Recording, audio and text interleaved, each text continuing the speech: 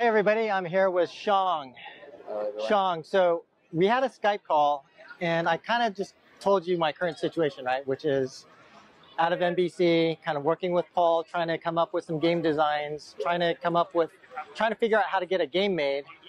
And, we've worked together in the past before, but at, FunPlus and at SEGA, I've had a lot of respect for your team.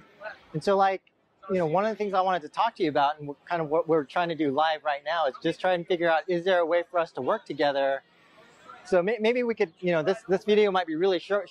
First of all, are you interested in trying to whether it's work on a game project or potentially even start a company together? Is that something that would be interesting to you? And what are some of your thoughts when you think about that? Yeah, I mean, you mentioned to me earlier, and I immediately got excited, and I have a lot of respect to you as well. I enjoyed working with you at FunPlus and further in SEGA, and also enjoy working with Paul. So I think there is a very good opportunity that we can work together, and I'm very excited about that. Okay, yeah, and just speaking in terms of the current situation, and just to be very direct and honest in terms of where we are right now. So right now it's me and Paul, a few high-level game concepts. That's basically all we have. I just want to be honest about the current situation. And then just would be great to learn more about, just so people can know more about you and your team. And you guys have done some really, your backgrounds are very impressive. So it'd be great to just hear, a little bit more about you and your team. Yeah, sure. I would love to share it. So our team can trace back to 2000 when Paul Chieffo, my co-founder, they founded a company called IronLore Entertainment, and they developed a pretty good game called Titan Quest. Great game called Titan Quest. So that's an RPG game, and that's a spiritual succeed to Diablo 2 before Diablo 3 came out. So and that game was doing really good, and eventually Tencent kind of acquired the team. Okay. And founded a studio called Tencent Boston, and that's the place where I met with most of our core team members in Outact today. So Tencent Boston was doing a MMORPG game, yeah. And with Tencent Shanghai, that was a co-dev project between two continents. That was a pretty big kind of a project Tencent was doing at that time. So unfortunately, that project didn't end up released, and Tencent shut down the studio in 2013. Although we did release a mobile game, because Tencent shut down the project first and led us to finish a mobile game, which is called Robo Rising. So we developed the game. Actually, it's not a mobile; it's a social game. Sorry, it's a long time ago. A social game called Robo Rising, and that was the first project that the team worked together and released. And then Tencent closed the studio in 2013, and I went to Roblox briefly for a year, helping them to improve their network system and overall engine. Then I found my true heart is in game development. And I talked to Paul one day saying, how about we start a company doing game development, and doing particularly mobile game development. And Paul got very excited as well. That's where Outact was founded, and we tried to recruit some old folks from Tencent, including both Tencent Boston and Tencent Shanghai. So we founded the company in 2015 with the investment from FunPlus, and that was our only investment until today. And we developed 2 games in total so far. One game, the first game is called Outact. Yeah. That was released late 2017. Globally featured by Apple and Google, is still doing pretty well today. I mean, it's not massive hit, but I think it's doing okay for the first project we've done. Second game is called Brave Water, which we released literally a few weeks ago. Okay, great. It also got featured by Google, Apple, and Microsoft. Not as big as Outact, but that's the second project. I mean, we are ramping it up and also tuning it up. So that's pretty much where we are. And the team mostly right now is in China. So can you talk about the size of the team, the type of people that are in that team? Yeah. So so the team was peaked at about 45. Okay.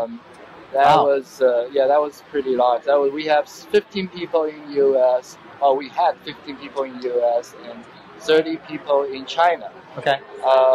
Although the team was too big, our revenue, like I mentioned, we only got one investment, which was in 2015. Right. And then all the money were hard earned from the game revenue we have developed, and that's not enough to cover the entire burn.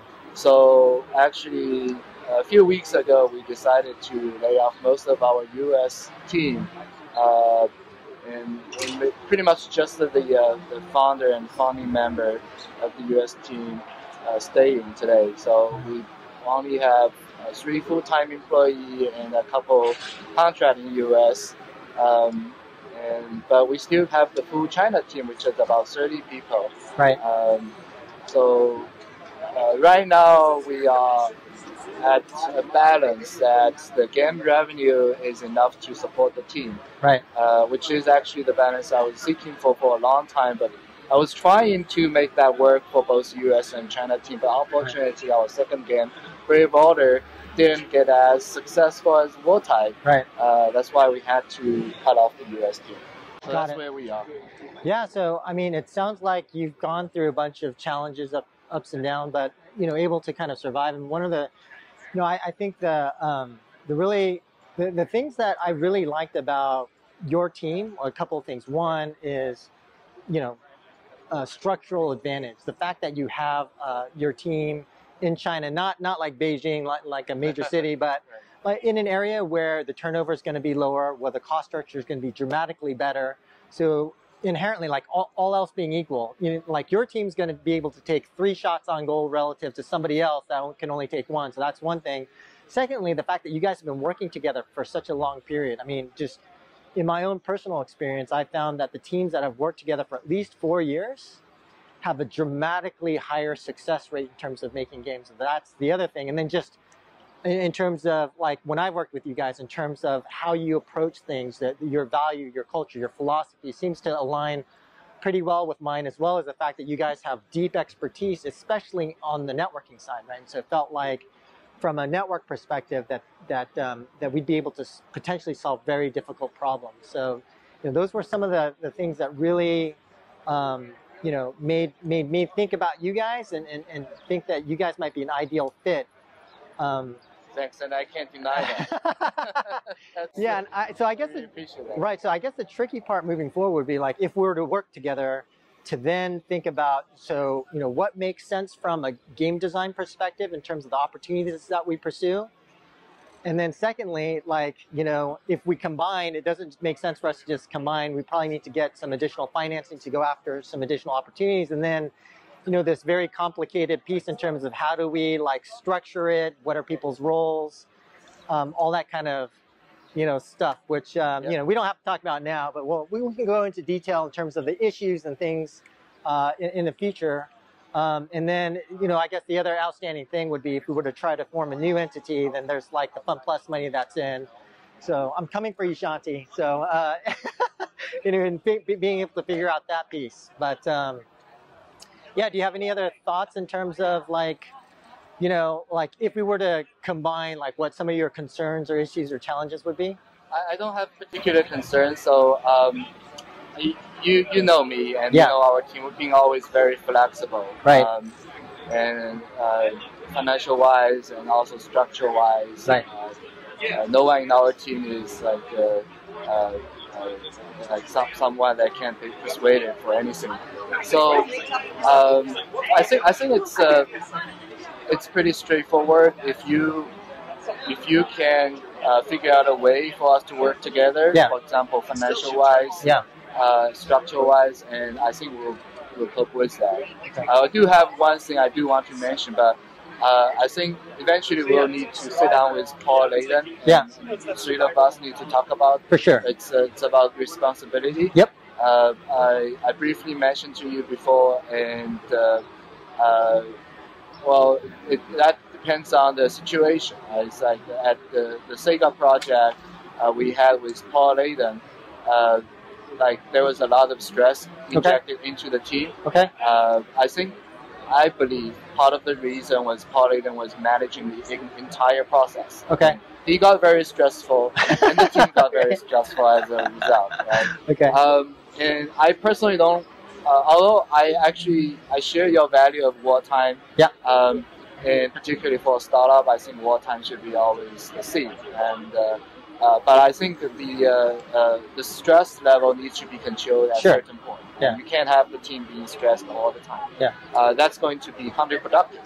So I've been actually thinking about if the three of us work together, how do we actually solve the problem? I think there needs to be a clear boundary of responsibility. For example, Paul should be a vision holder rather than managing like day-to-day business or day-to-day development.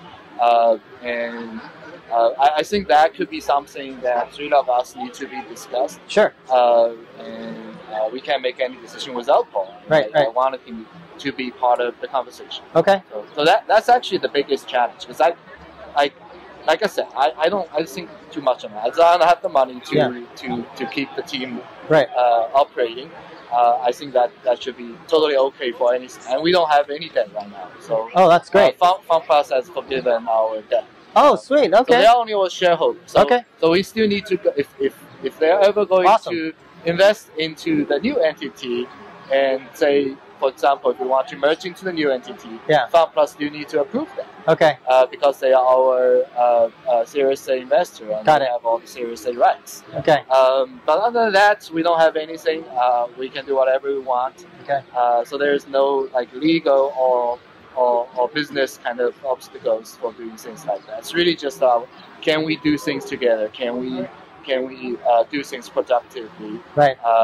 Is that everything? Is that something that everyone wants to do? So it's always some questions like that. So in terms of next steps, I think, as Xiang mentioned, I think the next steps for us are going to be to try and figure out, can we work together, roles and responsibilities, financing and structuring if we were to combine to form an entity, and then if we were to go out fundraising, what would that look like?